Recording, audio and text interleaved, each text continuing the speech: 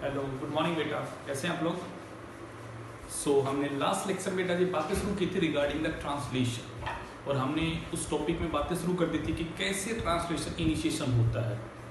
मैं उम्मीद करता हूँ आपको टॉपिक समझ में आया होगा और आपको अभी वीडियो को पॉज करके एक बार उन टॉपिक्स को रिवाइज कर लो, ताकि जब मैं आज सेकंड स्टेप में आऊँगा तो आप उसके साथ अपने आप को कनेक्ट कर सको। चलिए, आज अपना स्टेप क्या है बेटा जी? अपने स्टेप का नाम बेटा जी यहाँ पे इलोंगेशन।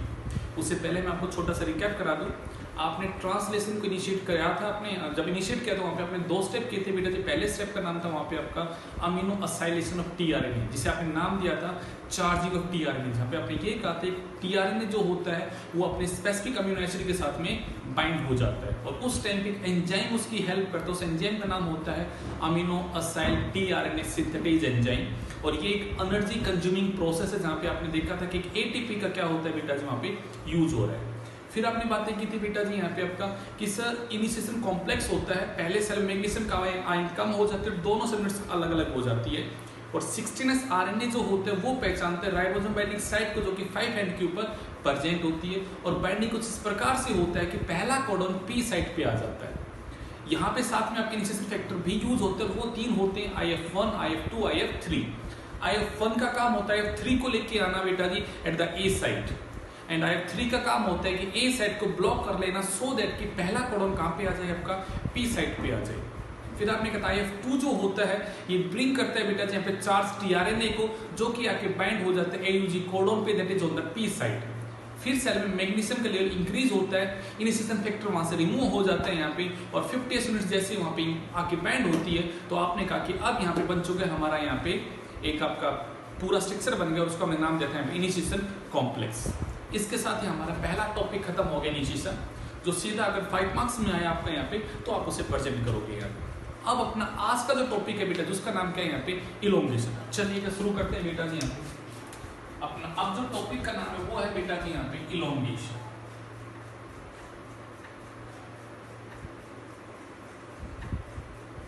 ये हमारा सेकंड स्टेप है। अब इलोंगेशन में क्या होना है? आप एक सर इनिशिएशन बन चुका है, बट अब पहला कोडन तो पढ़ लिया, अब उसके आगे लगातार कोडन पढ़े होंगे।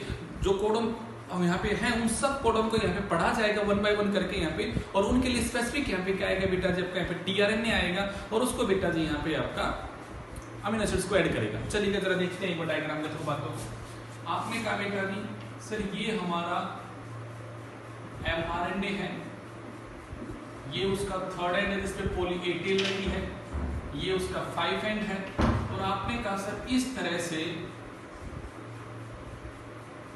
ये हमारा राइबोसोम जो है वो उसके साथ में ऐसे बंधा हुआ है। ठीक बात है। आपने कह दिया सर यहाँ पे हम मान के चलते कि ये हमारी जो साइट है वो E साइट है, ये हमारी जो साइट है वो P साइट है, और ये हमारी साइट जो है बेटा जी वो A साइट है। नाम लिख देते हैं, ये हमारी E साइट है, ये हमारी P साइट है, ये हमारी A साइट है। छोटा लिख रहा हूं बट आपको पता है बात आप समझ में आ रही होगी बेटा जी। आपने कह दिया था यहाँ पे सर हमारा पहला कोडन था AUG, और उसके साथ हमारा यहाँ पे पहला टीआरएनए ऐसे अपने अमीनो एसिड के साथ बंधा हुआ है, और आपने कहा था सर ये पूरा जो स्ट्रक्चर है उसका नाम क्या है यहाँ पे इनिशिएशन कॉम्प्लेक्स है। ठीक बात है। अब अगले पॉइंट को समझिएगा।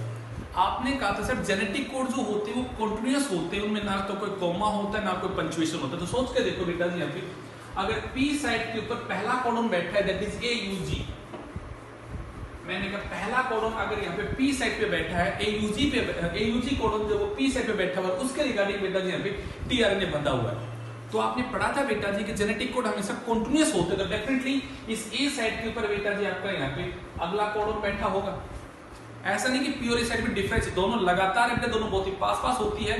तो जैसे P साइड के ऊपर अगर AUG है तो उसके अगला वाला कोडन जस्ट जो कि आगे बैठा होगा, तो मैं कहूंगा A साइड के ऊपर यहाँ पे नेक्स्ट कोडन बैठा हुआ है। तो डेफिनेटली जो अगला टीआरएनए आएगा वो कहाँ पे आएगा बेटा जी यहाँ पे आपका A साइड पे आएगा। अगर आपको याद हो बात, तो मैंने एक बात कही थी आपको यहाँ पे P साइट वो साइट है जहाँ पे पेप्टाइड बॉन्ड बनता है, A साइट वो साइट है जहां पे हमेशा जब भी एक नया टीआरएनए आएगा तो किस साइड पे आएगा बेटा जी यहाँ पे A साइड पे आएगा, एक्सेप्ट इनिशिएटर टीआरएनए। ये बात याद होनी चाहिए आपको। यहाँ पे सिर्फ पहला टीआरएनए ऐसा है जो P साइड पे है, तो उसके बाद जब भी कोई टीआरएनए आएगा कहां पे आएगा बेटा जी ऑन द A साइड आएगा, मतलब वो अगली साइड पे आने वाला। तो क्या होगा जरा देखिएगा word,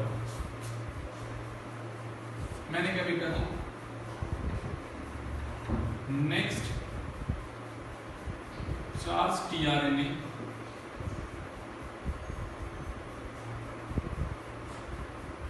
bind at A site. ठीक है, आपने कहा सर ये हमारा इस तरह का डायग्राम था, ये हमारा थर्ड एंड है, ये हमारा 5 एंड है,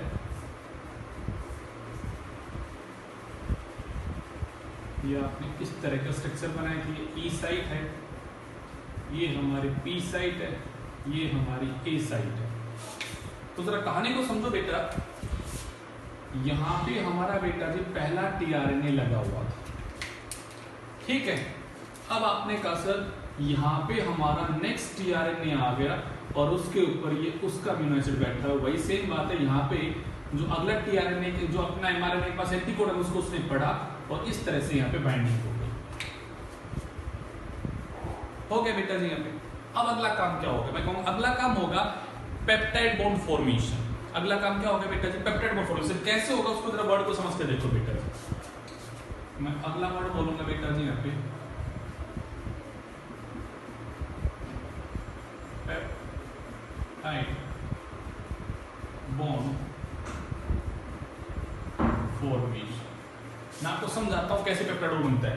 अब मैं नीचे जो डायग्राम बना रहा हूँ आपको समझाने के लिए बना रहा हूँ, जो आपको देखना है कैसे। मैं अगर सोच के देखो, मैं ब्लैक पेन का यूज कर रहा हूँ, ये मेरा टीआरएनए है,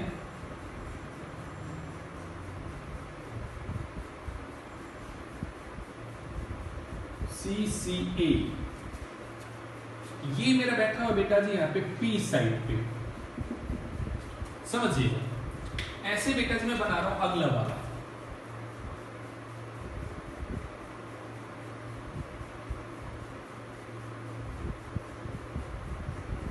CCA।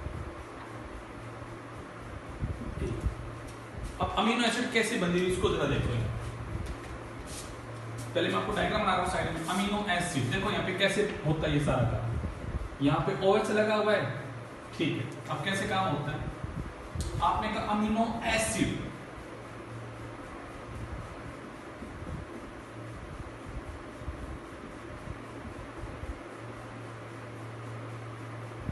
ये हमारा बेटा जर्नल डायग्राम होता है अमीनो एसिड का। नाम तो समझो बेटा जी, अमीनो एसिड, ये हमारा जनरल डायग्राम होता है।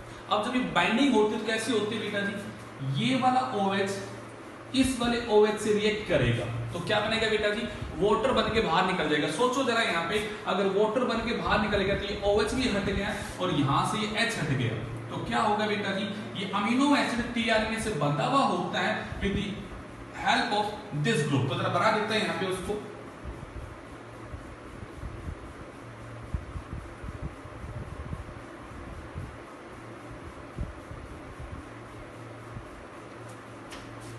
ठीक बात है बेटा जी। आपने कहा सर ये हमारा चार्ज टीआरएनए है जो कि हमारा पी साइड पे बैठा हुआ है, ठीक बात है। अब अगले वर्ड को देखिएगा सर, ऐसे ही यहां पे भी हमारा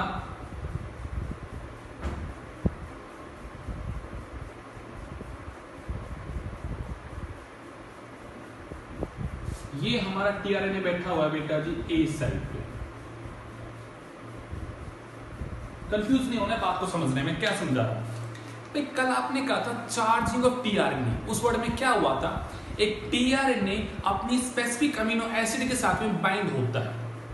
आपने बेटा क्या कहा था कल कि sir charging amino acylation of tRNA में क्या होता है, एक टीआरएनए अपनी स्पेसिफिक अमीनो एसिड के साथ में बाइंड होता है। तो मैंने कहा था टीआरएनए के थर्ड एंड पे एक अमीनो एसिड बाइंड हो जाती है। तो कैसे बाइंड हुई, पॉइंट राइज सर कैसे बाइंड हुई, कैसी हुई, मैं कहूंगा चलिए हम बताते हैं आपको कैसी हुई बेटा जी। यहाँ पे ये हमारी अमीनो एसिड है, ये हमारी अमीनो एसिड, नाम को समझिएगा बेटा जी, अमीनो प्लस में ये हमारा एसिड ग्रुप था बेटा जी, ठीक। OH लगा हुआ था यहाँ पे आपका, आपने कहा ये सर लगा हुआ, मैंने कहा बेटा जी ऐसे ही जो हमारा टीआरएनए होता है, मैंने उसका बताया था थर्ड एंड पर CCA की बेटा जी टेलिंग होती है। और अब अगर ये थर्ड एंड है तो यहाँ पे क्या बैठा होगा, OH बैठा होगा। इसके OH में और इसके OH में हुआ बेटा रिएक्शन। चंचल क्या हुआ, इसके OH में इसके OH में हुआ रिएक्शन, और ड्यूरिंग दैट रिएक्शन वो जो न्यूक्लियोफिलिक यहाँ अटैक हुआ, ऑर्गेनिक केमिस्ट्री का वर्ड यूज कर रहा हूं बेटा जी मैं यहाँ पे आपका, जो यहाँ पे न्यूक्लियोफिलिक अटैक हुआ उस दौरान क्या हुआ बेटा जी, यहाँ पे इस OH और OH के अंदर से वाटर बाहर निकल गया, तो पीछे क्या बच गया, आपने कहा सर पीछे ऑक्सीजन बच गया। बिल्कुल सही बात है, मैं कहूंगा ऑक्सीजन की वजह से अब यहाँ पे ये अटैच हो गया इस तरह से। ऐसे सब काम यहाँ पे हो रहा होगा, ये सब चार्जिंग में हुआ है ना, यही तो चार्ज टीआरएनए है भाई। एक टीआरएनए अपने अमीनो एसिड के साथ बंधा हुआ है सर, एक टीआरएनए अपने अमीनो एसिड के साथ बंधा हुआ है। मैंने आपको ये बताया कि कैसे चार्जिंग में टीआरएनए बनता है अपने अमीनो एसिड से। मतलब यहाँ पे जो मैं डायग्राम में बता रहा हूँ कि पी और ए साइड के ऊपर टीआरएनए बैठे हुए कुछ इस प्रकार से बैठे हुए। गरिमा जी पॉइंट को पकड़ो, मैं क्या समझाने की कोशिश कर रहा हूँ। इस तरह से मेरे बेटा जी दोनों टीआरएनए अपने स्पेसिफिक अमीनो एसिड के साथ क्या है बेटा जी यहाँ पे बंधे हुए, हाँ या ना, बंधे हुए हैं। डेफिनेटली आपको बात समझ में आ रही होगी यहाँ पे। चलिए अब क्या हुआ है, अब जरा कहानी को समझिएगा। आपने कहा सर इस नाइट्रोजन के पास में लोन पेयर ऑफ इलेक्ट्रॉन, इस नाइट्रोजन के पास में लोन पेयर ऑफ इलेक्ट्रॉन है। मैंने कहा बिल्कुल है बेटा जी। यहाँ पे मैं इस डायग्राम को और अच्छा खोल देता हूं आपके लिए ताकि आपको सारा समझ में आए।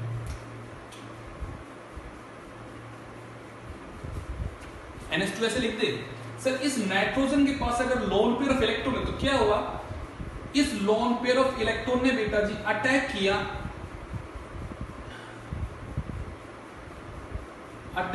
इस बॉन्ड पे जो O और C के बीच में है बेटा जी, वहां पे अटैक किया।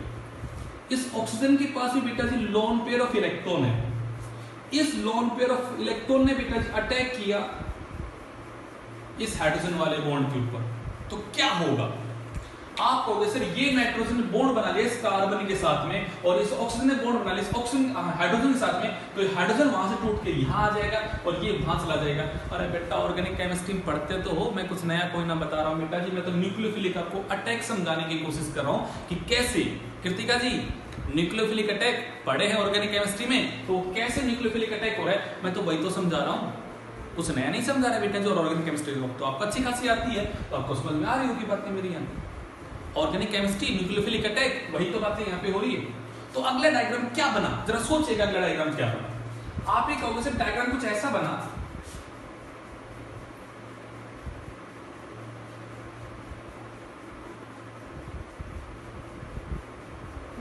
देखो जरा बात को सर, ये बॉन्ड अगर टूट गया और यहां से अगर ये H यहां आके बाइंड हो गया तो क्या होगा, मैं कहूंगा भाई यहां हो जाएगा इस प्रकार का, ये H टूटा और यहां आके बन गया। इस नाइट्रोजन जनाब ने बॉन्ड बना लिया यहां पे, तो मैं कहूंगा ये टूट गया, तो मैं कहूंगा अगला बन गया बेटा कुछ ऐसा। ये बना देता हूं,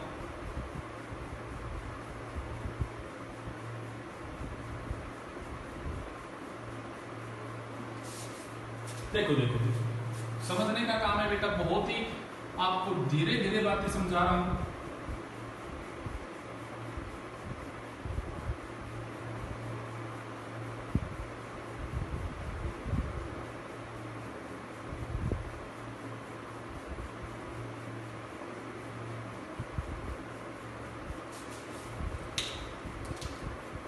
देखो मैंने क्या समझाया भाई, ये tRNA CCAO, C double bond O, C double bond O, CH और ये R और ये NH, क्योंकि ये H तो यहां से टूट गया।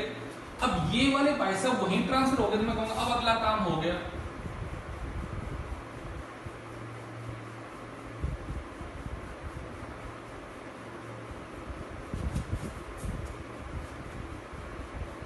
दिख रहे नहीं दिख रहे उस कोने में आपको, चलो यहां बना दे एक बार दोबारा आपके लिए अच्छे से। चलो चलो चलो चलो चलो, बातें थोड़ी बड़ी बड़ी बना देते हैं, दिक्कत नहीं आनी चाहिए मेरे बेटा लोगों को।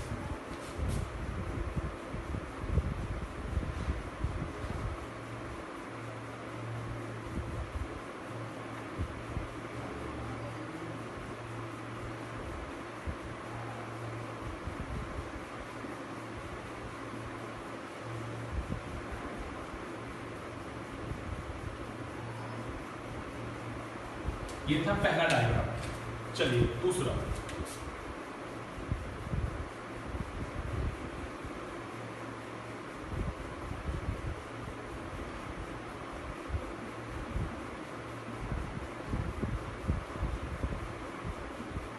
देखो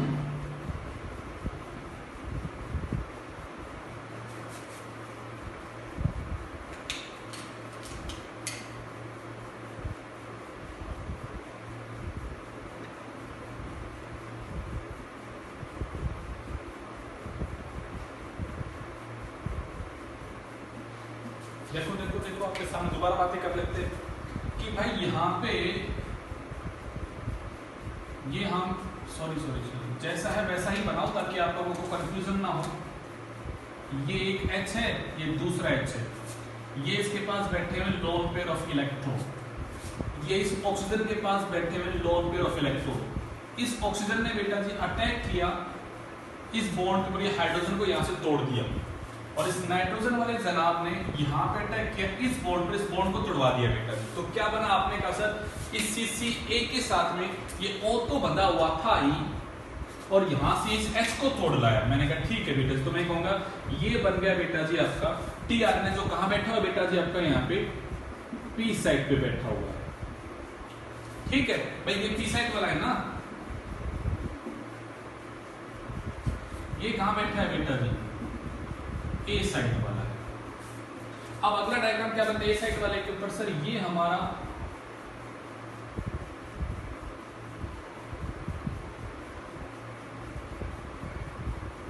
CCA O C double bond O C H R2 NH। देखो ये डायग्राम मैंने क्यों बनाया भाई, यहां से H टूट के जा चुका है तो NH है। अब इस नाइट्रोजन ने क्या किया बेटा जी, यहां से इस बॉन्ड को अगर तोड़ दिया तो खुद उसके साथ बॉन्ड बना दिया, तो क्या हुआ होगा बेटा जी,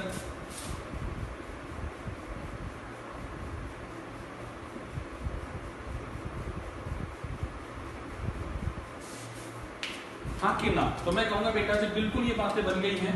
ये बन गया बेटा जी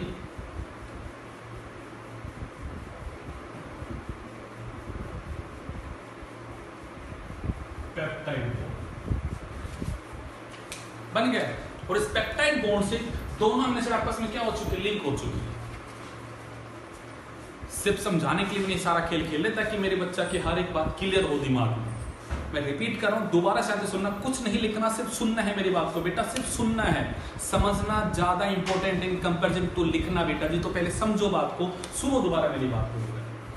आपने कहा सर ये हमारा राइबोसोम है, चंचल ध्यान यही रखो बेटा, ये हमारे E साइट है, ये P साइट है, ये A साइट है, और P साइट के ऊपर हमारा ऑलरेडी एक tRNA बैठा है जो कि हमारा इनिशिएटेड tRNA है। तो मैंने कहा बेटा ये हमारा इनिशिएशन कॉम्प्लेक्स है।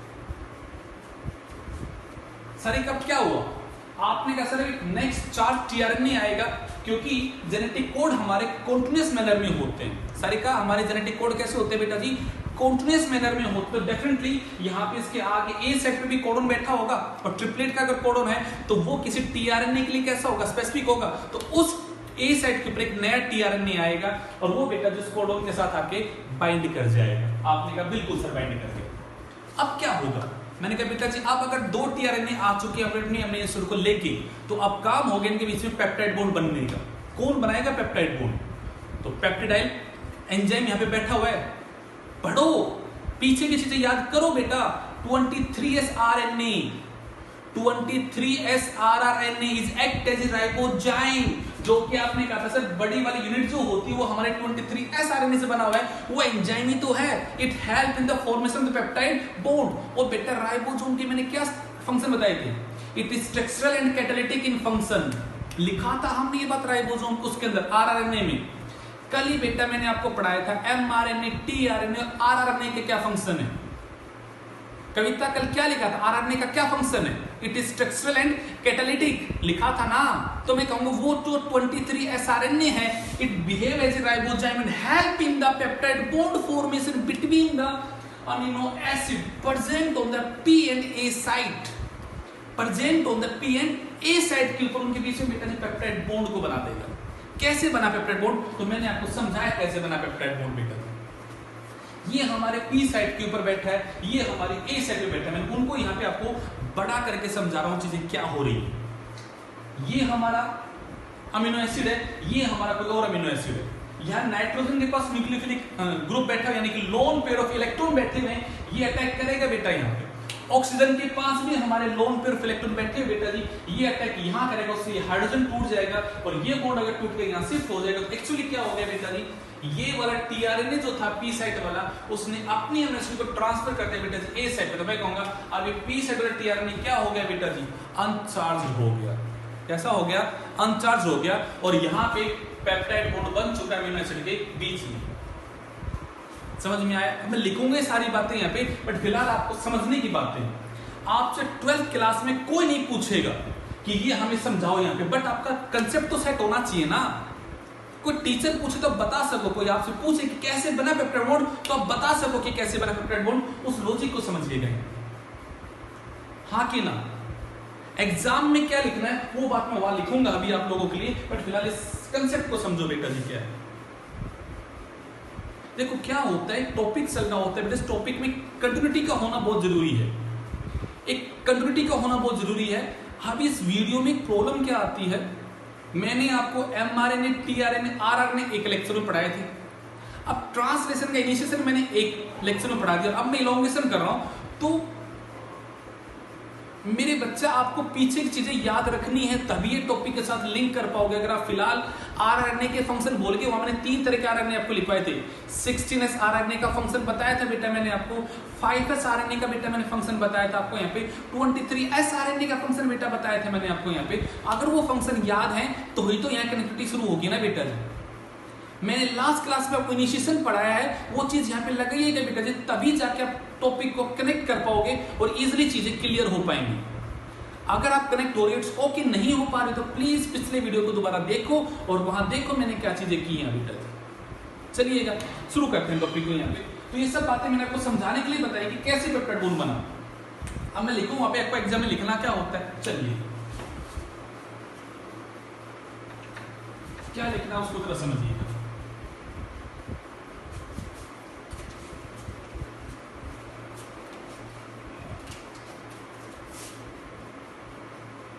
(23s rRNA act as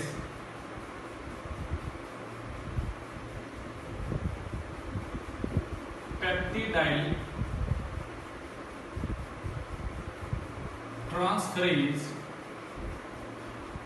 enzyme and help in peptide bond formation between the amino acid present at P site and A site। ठीक बात है। देखो मैं ये सब बातें आपको एरो में लिख रहा हूं, आपको इस स्टेप को पॉइंट बना के लिखना है बेटा जी। ये पहला पॉइंट है। अब मैं सेकंड स्टेप यहां लिखता हूं बेटा जी। ये पहला स्टेप था, पहला लाइन लिखी मैंने, अब दूसरा पॉइंट क्या है यहाँ पे, during the peptide bond formation amino acid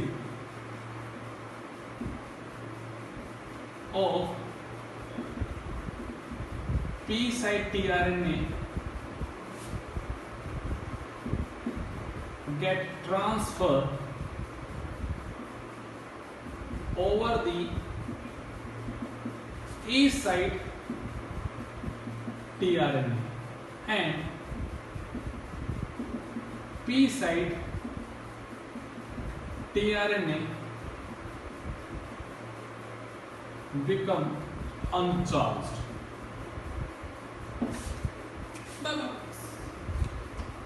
सारी जो मैंने आपको बात समझाई मैंने यहां लिख दी। कविता जी इससे फालतू आपने कुछ किया ही नहीं, यही तो 2 पॉइंट आपको समझने थे। कैसे हुआ सारा काम मैंने आपको समझा दिया बेटा जी। सारा काम एंजाइम की परतें से होता है। एंजाइम का नाम क्या है बेटा जी यहाँ पे, 23s rRNA। एंजाइम का नाम क्या है यहाँ पे, पेप्टिडाइल ट्रांसफेरेज। ये एक राइबोजाइम है, यही तो ज्ञान की बात है। खुशी बेटा क्लास में पढ़ा है आपने, all enzyme are made up of protein except ribozyme. Ribozyme are the enzymes that are made up of RNA instead of protein. Getting my point? मैं क्या कह रहा हूं बेटा जी यहाँ पे, ये राइबोजाइम वो एंजाइम हैं जो प्रोटीन के नहीं है, आरएनए के बने हैं. दैट्स वाई हमने इनका नाम रखा है बच्चा यहाँ पे राइबोजाइम. हाँ या ना बताइएगा बेटा जी, हाँ या ना. अब उस डायग्राम में क्या चेंज आया, तो डायग्राम को समझ के देखो. आई होप आपको डायग्राम विजुअलाइज हो रहा होगा कि क्या डायग्राम बन रहा है, क्योंकि मैं वहां छोटा बना रहा हूं. चलो इसको थोड़ा बड़ा कर देते हैं आपके लिए. सर ये हमारा एमआरएनए है, ये उसका थर्ड एंड है, ये उसका 5 एंड है, और सर ये हमारा राइबोसोम बैठा हुआ है. ये राइबोसोम के ऊपर हमने मान के चले हैं कि ई साइट है, ये उसके आगे जो है वो पी साइट है, और ये उसके आगे जो है वो ए साइट है. ठीक बात है. सर पेप्टाइड बॉन्ड बना तो क्या हुआ ऑगस्ट डायग्राम के अंदर, यहाँ पे जो टीआरएनए बैठा है उसके ऊपर एक अमीनो एसिड ये बंधी हुई थी, और अभी जो यहाँ पे पी साइड पे जो टीआरएनए था, जो सबसे पहला कोडोन टीआरएनए था बेटा जी, वो वाली अमीनो एसिड भी बेटा जी यहाँ पे ट्रांसफर हो गया. तो ये वाला टीआरएनए कैसा हो गया बेटा जी, अनचार्ज हो गया, और ये वाली यहाँ ट्रांसफर हो गया during the peptide bond formation. कैसे ट्रांसफर हुई चंचल, ये बात अब मुझे बताने की जरूरत नहीं, वो मैं आपको डायग्राम के थ्रू समझा चुका हूं बेटा जी यहाँ पे, कैसे वो पेप्टाइड बॉन्ड बनता है, how the peptide bond get form, समझ में आना चाहिए. अच्छा अब यहाँ पे मैं आपके लिए कुछ और अच्छी बात शुरू करता हूँ बेटा जी. आप लोग आगे जब जाके केमिस्ट्री पढ़ोगे तो केमिस्ट्री में एक आएगा हमारा आपका एक बायोमोलिक्यूल का टॉपिक आएगा ऑर्गेनिक केमिस्ट्री में, तो वहां प्रोटीन का स्ट्रक्चर समझ में आएगा. तो वहां वो कहेगा कि प्रोटीन के या पॉलीपेप्टाइड चेन के 2 एंड होते हैं. एक एंड होता है एन टर्मिनल, एक एंड होता है बेटा जी आपका यहाँ पे सी टर्मिनल. तो समझ के देखो बेटा जी, उस डायग्राम में झांक के देखो, जैसे आपने पेप्टाइड बॉन्ड बनाया तो एक साइड में जो फ्री ग्रुप बैठा वो कौन सा है बेटा जी, NH2 बैठा है. पहली वाली अमीनो एसिड का कौन सा ग्रुप फ्री बैठा है बेटा जी, यहाँ पे आपका NH2 ग्रुप फ्री बैठा है. डायग्राम में देखो ना, आपके सामने डायग्राम बन तो रहा है, तो मैं क्या कहूंगा बेटा जी, वो एन टर्मिनल बनेगा. और जब ये पेप्टाइड बॉन्ड के बंदे आखिरी जब बनेगा तो उसका आखिरी का ये वाला एंड कौन सा होगा बेटा जी, सी टर्मिनल होगा. तो इस तरह से 2 एंड बनेंगे बेटा जी, एन टर्मिनल और बेटा जी सी टर्मिनल. ये बात आप ऑर्गेनिक केमिस्ट्री में पढ़ोगे आगे जाके, अपनी बायो की फिलहाल बातें नहीं है, but just for the sake of the knowledge मैंने आपको बातें यहाँ बताई. यहाँ तक की बात सही है. अब आगे क्या होता है सर, मैं कहूंगा अगला स्टेप यहाँ पे होता है ट्रांसलोकेशन. तो अलग पेन से लिख देते हैं ताकि कुछ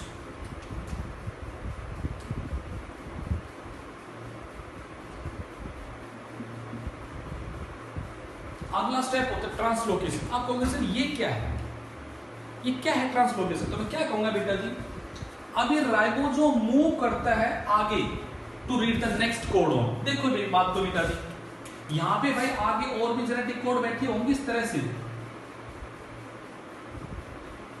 बैठे होंगे ना. तो ये राइबोसोम अगले कोडोन को पढ़ने के लिए जाएगा, क्योंकि उसकी देखो तीनों साइड पे काम हो चुका है. अभी राइबोसोम आगे toward the third end move करेगा to read the new codon. तो क्या होगा भाई, एक बात बताओ, ये टीआरएनए कहां जुड़ा है, ये टीआरएनए का बेटा जी क्या कहते हैं, एंटी कोडोन है, और एमआरएनए के पास क्या है बेटा जी, कोडोन है. तो आप ये कहते हो कि एंटी कोडोन लूप में और कोडोन ऑफ द एमआरएनए के बीच में यहां बॉन्डिंग हो रही है. मतलब बॉन्डिंग एक्चुअली क्या हो रही है उसको जरा समझो बेटा जी. यहां पे सर ये एंटी कोडोन की लूप है, और सर ये यहां पे हमारा एमआरएनए के अंदर कोडोन है. वैसे आपने यहां कह दिया ये एमआरएनए का कोडोन है, ये हमारी एंटी कोडोन की लूप है. सोचो बेटा जी, अब अगर ये राइबोसोम आगे सरकेगा टुवर्ड द थर्ड एंड, ये राइबोसोम बेटा जी थर्ड एंड की साइड मूव करेगा तो क्या होगा, सोचिएगा. अगर ये आगे मूव कर गया तो ये ए साइड आगे चली जाएगी, तो ए साइड के ऊपर जो टीआरएनए बैठा वो कहां जाएगा, पी साइड पे आ जाएगा, और पी साइड वाला कहां पे आ जाएगा, ई साइड पे आ जाएगा, और ए साइड दोबारा से कैसी हो जाएगी, यहाँ पे एम्प्टी हो जाएगी, खाली हो जाएगी. यही छोटी सी पॉइंट है जो आपको समझना है. यहाँ पॉइंट को समझो, यहां ध्यान रखो. यहां राइबोसोम आगे मूव करता है toward the third end to read a next codon, to read a next codon. Harshita क्या बोल रहा हूं मैं, क्या बोल रहा हूं, ribosome move toward the third end to read the next codon. Due to this the A site tRNA come on the P side and P side uncharged tRNA come on the E side। ऐसा होगा या नहीं होगा? अब आप कहोगे sir ऐसा क्यों होगा, ये तो ए साइड बन रहा है। और मेरे बेटा ए साइड तो राइबोसोम के पास है, ए साइड तो राइबोसोम की है। आप ये देखो ये एक्चुअली टीआरएनए किसके साथ बॉन्डिंग कर रहा है? भाई एमआरएनए के पास कोडोन है। आपने कहा सर यस एमआरएनए के पास ऐसे कोडोन है और anticodon loop of the tRNA के पास क्या है? उनका अपोजिट कॉम्प्लीमेंट्री बेस पेयर है।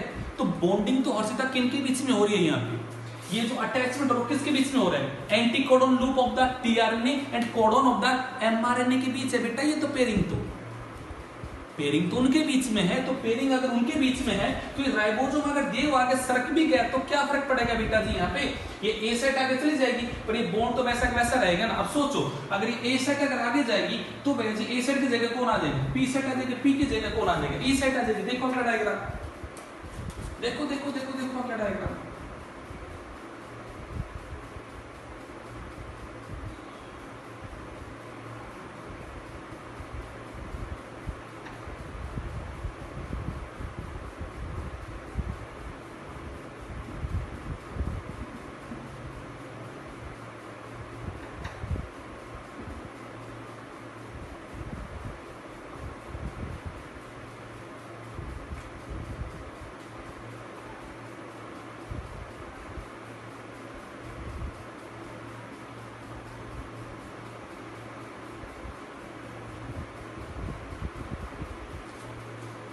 अब अगर राइबोसोम आगे सरका था तो क्या होगा?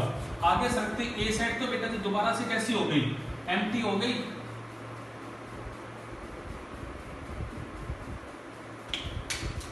और ए साइड वाला सब कुछ कहां पे आ गया? पी साइड पे आ गया।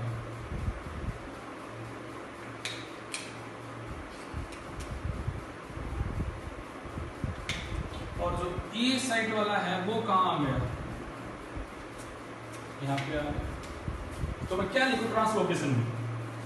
क्या लिखूं बेटा जी?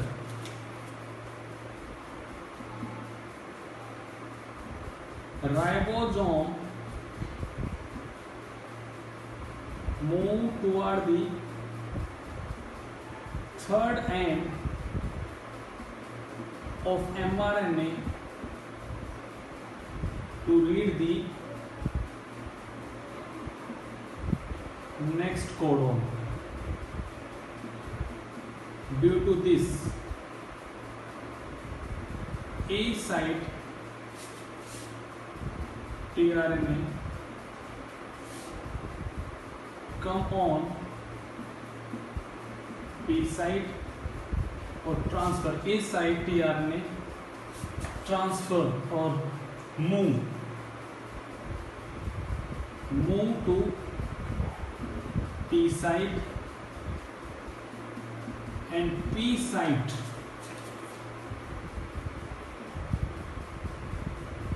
uncharged tRNA move to E site। क्या बोला बेटा मैंने यहाँ पे? राइबोसोम मूव करता है टुवर्ड द थर्ड एंड। क्यों कर रहा है? Just to read the next codon. Naman क्यों कर रहे हैं मूव? ताकि वो अगले कोडोन को पढ़ सके। आयुष अगर वो अगले कोडोन को पढ़ रहा है तो उसकी वजह से क्या हो रहा है? ए साइड का जो टीआरएनए वो कहां ट्रांसफर हो जाएगा बेटा जी? पी साइड पे। और पी वाला कहा जाएगा बेटा जी यहाँ पे आपका ई साइड पे। देखो मैंने क्या लिखा? To read the next codon due to this the A side tRNA move to the P side and the P side uncharged tRNA move to the E side. देखो डायग्राम मैंने उसी को तो बनाया है। अब आप कहोगे सर तो क्या होगा? मैं कहूंगा बेटा जी ये होगा। अब ये ए साइड फिर दोबारा खाली होगी और आपने कहा था जब भी बेटा जी को नया टीआरएनए आएगा वो हमेशा ए साइड पे आएगा। तो क्या होगा बेटा जी? यहाँ पे नया टीआरएनए आ जाएगा और वो आके कहाँ बाइंड कर जाएगा बेटा जी? यहाँ पे इस पे बाइंड कर जाएगा एंड ये प्रोसेस फिर चलेगा। फिर पेप्टाइड बॉन्ड बनेगा तो किसके बीच बनेगा? इस एमिनो एसिड के बीच में और इसके बीच में पेप्टाइड बॉन्ड बनेगा। तो फिर क्या होगा? ये दोनों फिर यहाँ ट्रांसफर हो जाएंगे, फिर ट्रांसलोकेशन होगा, फिर यही काम होगा यहाँ पे। तो यही काम अगर बार बार चलता रहेगा चलता रहेगा चलता रहेगा चलता रहेगा तो क्या होगा? आयुष क्या होगा? आर्यन क्या होगा अगर ये काम बार बार चलता रहेगा? तो ये होगा, ये चलते चलते चलते चलते ये पहुंच जाएगा बेटा जी पूरे एमआरएनए को रीड कर लेगा और एक एक कोड को पढ़ लिया जाएगा, एक एक अमीनो एसिड यहाँ पे क्या हो जाएगी, ऐड हो जाएगी और इस तरह से एक लंबी चेन बन जाएगी बेटा जी किसके यहाँ पे, पॉलीपेप्टाइड चेन। हाँ कि नहीं? ये स्टेप जो है बेटा, जो स्टेप क्या है यहाँ पे आपका, इलोंगेशन का। ये स्टेप जो है बेटा जिसका नाम क्या है यहाँ पे, इलोंगेशन। ठीक है बेटा जी, बोलेगा कोई दिक्कत होता हो अगले स्टेप में आ जाए। चलिए आज खत्म करना अपने की ट्रांसलेशन। ये था बेटा जी डायग्राम, जो जो पॉइंट लिखने के मैंने वो आपको लिख दें। चलिए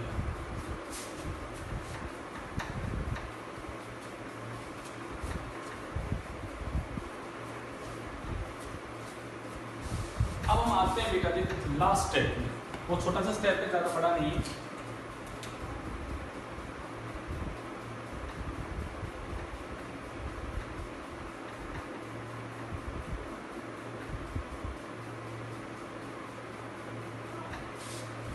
लास्ट स्टेप का नाम क्या है बेटा जी यहाँ पे, टर्मिनेशन। मतलब प्रोसेस क्या होगा, टर्मिनेट होगा। कैसे टर्मिनेट होगा, कृति का ही काम जब तक चलता रहेगा बेटा जब तक कि क्या ना आ जाए यहाँ पे, स्टॉप कोडन ना आ जाए। तो मैं कहूंगा मैं एक अच्छा सा डायग्राम बनाता हूँ, उसकी जगह डायग्राम क्या बनता है उसको जरा देखिए। ये हमारा एमआरएनए है और ये उसका 5 एंड है, ये उसका 3rd एंड है, इस पे पॉली ए टेल है। ठीक बात है। आपने कहा सर अब यहाँ पे मान लेते हैं हमारा कोडोन आ गया, उसका नाम है उल्लू आ। याद है ना स्टॉप कोडोन बेटा जी, उल्लू आ। ये हमारा स्टॉप कोडोन।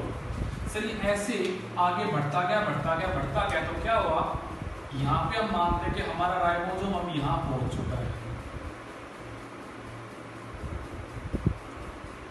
हमारा राइबोसोम यहाँ पहुंच चुका है।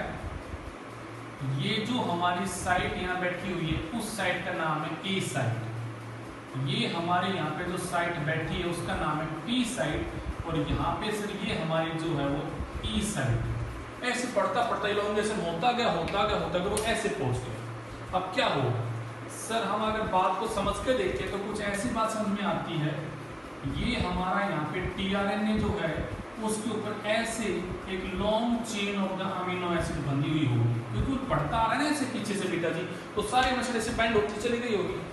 और सिर्फ यहाँ पे कोई हमारा अनचार्ज टीआरएनए बैठा हुआ, ठीक है। अब वो इस स्टेज में आ गए। सर अब इसके आगे क्या होगा, मैं कहूँ अब प्रोसेस होगा बेटा टर्मिनेट। क्यों खत्म होगा प्रोसेस यहाँ पे, क्योंकि फिलहाल बेटा जी आपका टर्मिनेटर कोडोन आ चुका है और आपको पता है इस कोडोन के लिए या ये कोडोन किसी अमीनो एसिड के लिए कोड नहीं करता। ये कोडोन किसी अमीनो एसिड के लिए कोड नहीं करता। मैं कहूँगा कोई टीआरएनए भी तो इसे नहीं पहचानेगा। हर टीआरएनए अपने कोडोन के लिए कैसा होता है बेटा, स्पेसिफिक होता है। अपनी अमीनो एसिड के लिए कैसा होता है, स्पेसिफिक होता है। तो मैं कहूँगा for this codon there is no tRNA. तो फिर कौन आएगा, मैं कहूँगा यहाँ पे आएंगे बेटा जी रिलीजिंग फैक्टर। तो यहाँ पे आ जाता है बेटा जी रिलीजिंग फैक्टर।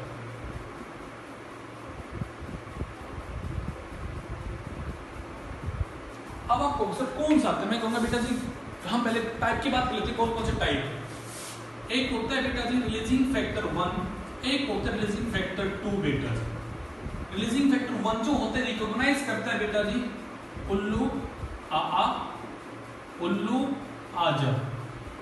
2 वाला जो होता है ये स्पेसिफिक होता है UA और UGA। तो पॉइंट समझना, अगर यहां पे स्टॉप कोडन ये है तो यहां पे RF1 भी आ सकता है, RF2 भी आ सकता है, क्योंकि देखो RF1 RF2 दोनों ही पहचानते हैं बेटा जी यहाँ पे इस कोडोन। बट अगर यहाँ पे UAG स्टॉप कोडन होता तो सिर्फ फर्स्ट वाला आता, और अगर UGA होता है बेटा जी तो कौन आता है यहाँ पे आपका सेकंड वाला आता। इन दोनों के लिए RF फैक्टर स्पेसिफिक होता है, बट UAA के लिए स्पेसिफिक कुछ नहीं होता, वहां पे कोई भी आ सकता है। तो हमने मान के चल रहे हैं यहाँ पे कि यहाँ स्टॉप कोडन बैठा हुआ UAA, तो उसको पहचानने के लिए आ गया बेटा जी यहाँ पे RF फैक्टर 1। तो डायग्राम क्या बनेगा, जरा डायग्राम को बनेगा। आपने कहा सर डायग्राम कुछ इस तरह का बन गया।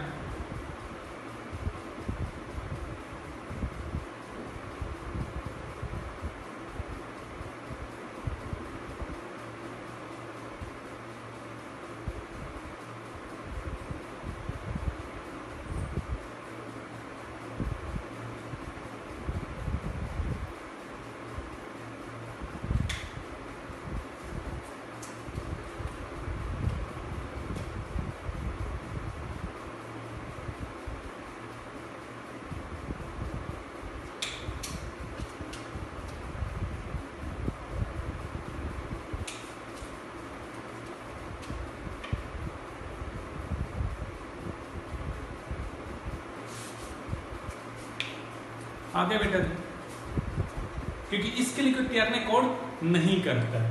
अब आएगा बेटा जी यहाँ पे एक और फैक्टर, उसका नाम होगा बेटा जी यहाँ पे रिलीजिंग फैक्टर थर्ड। वो बेटा जी यहाँ पे यूज करेगा एटीपी का।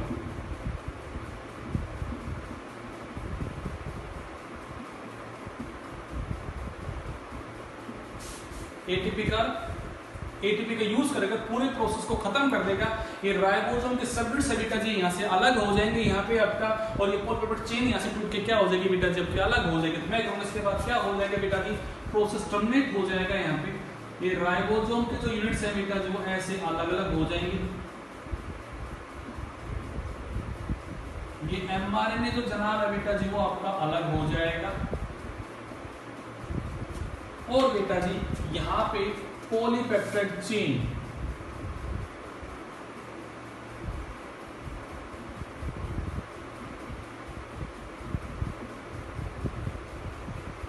वो जो है बेटा जी यहाँ पे सेपरेट हो जाएगा। मैं कहूँगा प्रोसेस जो होगा बेटा जो क्या हो जाएगा आपका यहाँ पे टर्मिनेट हो जाएगा। किसने करा दिया बेटा जी यहाँ पे, RF factor help in the termination of the process of translation. किसने हेल्प की बेटा जी यहाँ पे, पहले RF1 आया फिर RF3 आया, इन्होंने बेटा जी हेल्प की in the termination of the process of the translation. इसके साथ ही बेटा जी आपका यहाँ पे ट्रांसलेशन खत्म हो गया।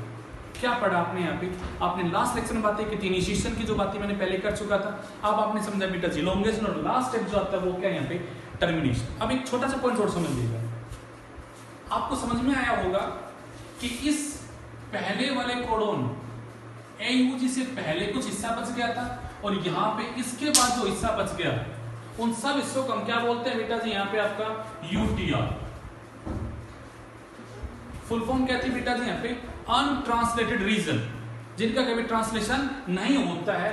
तो फिर हम या हमसे कोई पूछे UTR का फंक्शन क्या है बेटा जी, तो मैं कहूंगा बेटा दे help in the proper translation, they help in the proper translation. वो इस प्रोसेस को मेंटेन करने में, या मैं कहूंगा ट्रांसलेशन की इफेक्टिवली हो सके उसको बेटा जी उसको करवाने में हेल्प करते हैं।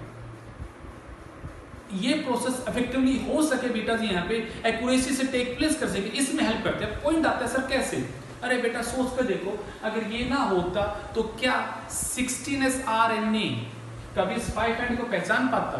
तो यही तो यूनिट है जो हेल्प करता है in recognizing the binding site, so that वो यहां से बाइंड होकर बेटा जी प्रोसेस को शुरू कर सके।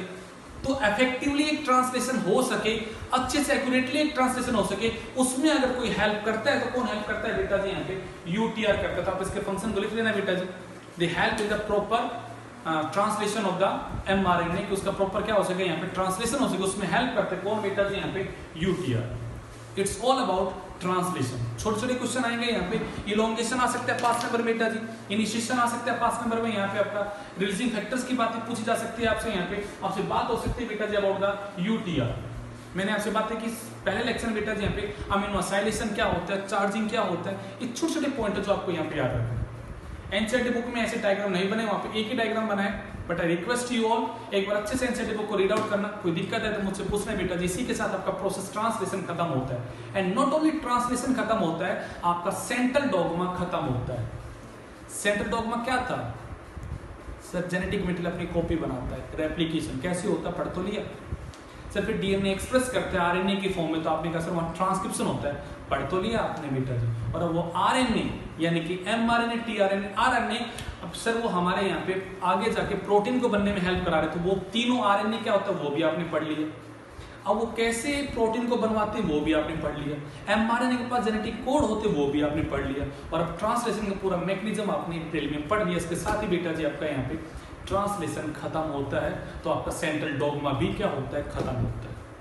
अब हमारा एक जबरदस्त टॉपिक आएगा जो हम नेक्स्ट लेक्चर में बातें करेंगे, regulation of the gene expression, कि हम जीन एक्सप्रेशन को कैसे रेगुलेट कर सकते हैं। तो चलेगा वो बातें करते हैं आपसे नेक्स्ट लेक्चर में। कुछ आपको यहाँ पे इनके इनहिबिटर्स के नाम और बताऊंगा, कुछ हमारे ऐसे पॉइजन्स होते हैं जो ट्रांसलेशन के प्रोसेस को इनहिबिट कर सकते हैं, तो वो कौन कौन होते हैं, क्या क्या करते हैं, उनकी बातें आपके साथ हम नेक्स्ट लेक्चर में करेंगे। इस लेक्चर में आपको ज़्यादा बोर नहीं करेंगे, अच्छे से नोट्स बनाइएगा, कोई डाउट हो तो मुझसे पूछिएगा। थैंक यू बेटा।